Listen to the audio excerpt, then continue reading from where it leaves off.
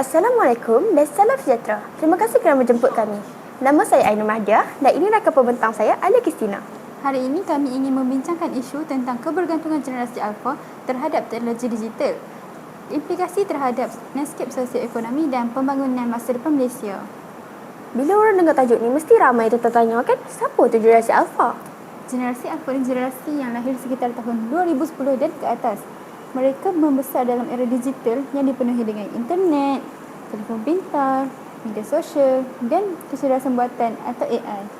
Jadi maknanya, mereka ni bukan sahaja gunakan teknologi sebagai alat, namun mereka juga menggunakan sebagai kehidupan seharian mereka lah. Ya. Untuk memulakan perbincangan kali ini, saya ingin bertanya kepada anda. Berapa jam sebenarnya generasi Alpha menggunakan gadget setiap hari? Kalau mengikut kepada kajian, generasi Alpha menggunakan gadget selama 8 jam sehari. Tidak kira sama ada telefon pintar, komputer ataupun tablet. Persoalannya, adakah mereka yang mengawal teknologi atau teknologi yang mengawal mereka?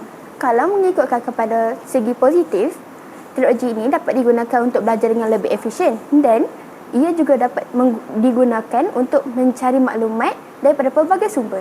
Betul? Mereka juga berpeluang untuk menguasai kemahiran digital sejak kecil lagi yang membantu melahirkan lebih ramai tenaga kerja yang kompeten pada masa hadapan. Nak tahu tak? Generasi sekarang sangat diperlukan oleh negara kerana mereka sangat mahir dalam bidang teknologi. Kerana negara Malaysia sedang menuju ke arah ekonomi digital.